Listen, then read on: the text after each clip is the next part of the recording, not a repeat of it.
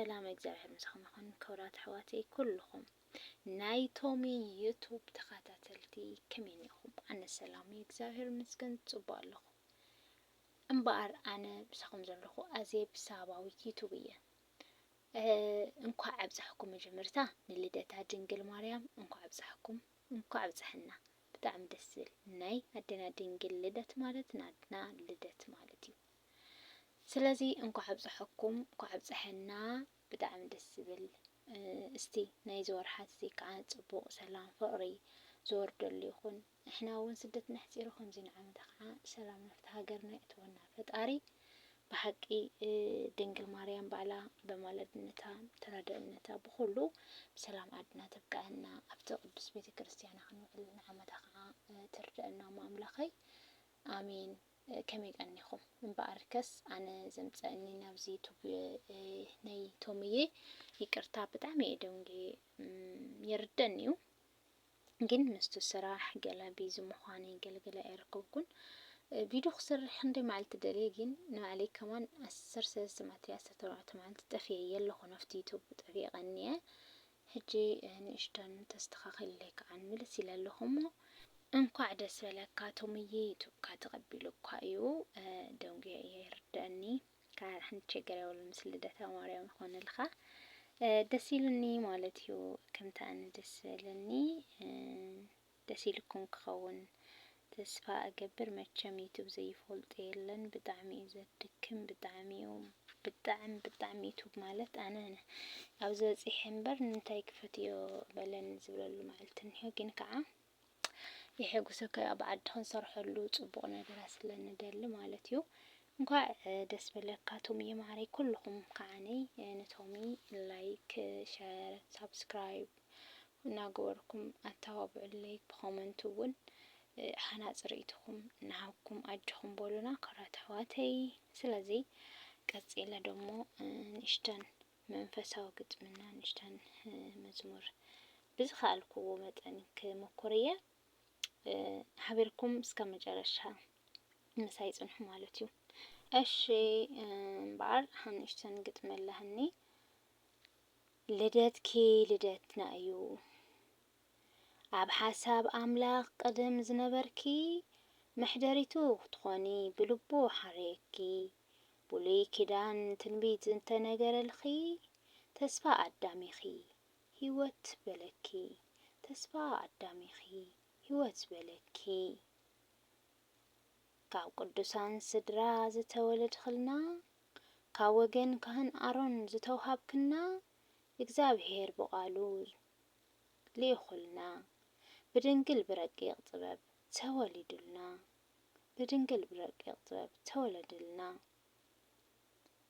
ጸምረ ገዲውን መሳለል ያዕቆብ በትረ ኣሮን ናይ ኖህ መርከብ ምግባረተ ሄኖክ መድኃኒታ ለሔዋን ሂሩተ ለሴት ኣኽሊለ ሰሎሞን ሂሩቲ ለሴት ኣኽሊለ ሰሎሞን ማርያም ድንግል ለባሲት ብርሃን ክደንኒ ብጸጋኺ ነፍሰይ ካብ ዕርቃን ናይ ቃልኪ ሰላምታ ካብ ወይኒ የጥዕም ብብርሃን ህይወትኪ ኣድሕንኒ ካብ ናይ ማዕበል ዓለም ብብርሃን ህይወትኪ ኣድሕንና ካብ ናይ ዓለም ማዕበል ሰአሊ ለነ ሰአሊ ለነ ሰአሊ ለነ ሰአሊ ለነ ሰአሊ ለነ ሰአሊ ለነ ማርያም እመብዙኃን ማርያም እመብዙኃን ሰአሊ ለነ ሰአሊ ለነ ሰአሊ ለነ ሰአሊ ለነ ሰአሊ ለነ ሰአሊ ለነ ማርያም እምብዙኃን ማርያም እምብዙኃን ማርያም እምብዙኃን ማርያም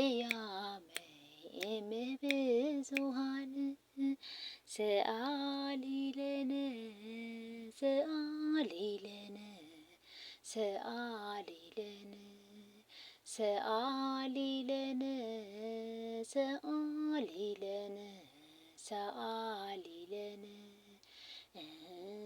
ማርያም እምብዙኃን ማርያም እምብዙኃን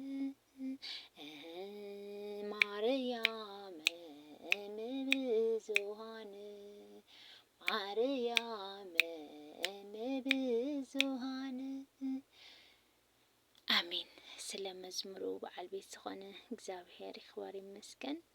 ብሓቂ ብድጋሚ እንኳ ኣብዝሐኩም ኣነ ብዙሕ ክኢለዮ ኸይኮንኩስ ንእሽተን በረከት ይኾነካ ምሽ ነቲ መዓልቲ ደስ ፍስሓ ደስታ ናይ ድንግል ማርያም ልደታ ንዓና ኸድሕን ፈጣሪ ካብኣ ንኽውለድ ንሳ ከዓ ካብ ኣደና ሃናና ኢያቄም ተወሊዳትልና ማለት እዩ።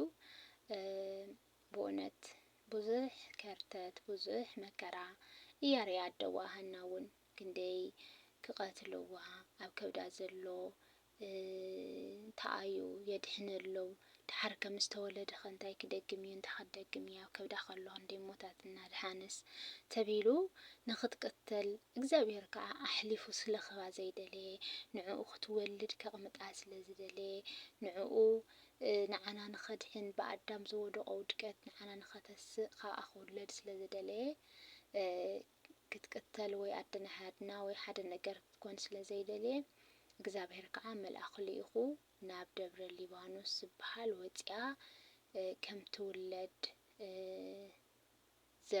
ዝለኣኸ እግዚአብሔርና መልኣኽ ልኢኹ ንክወፁ ዝገበሮም ማለት እዩ።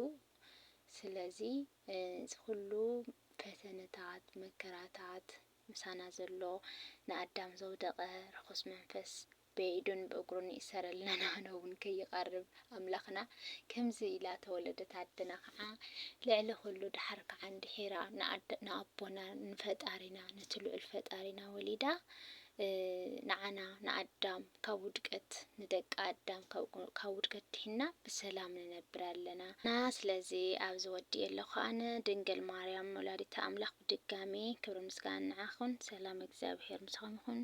ሰላም ቅንያት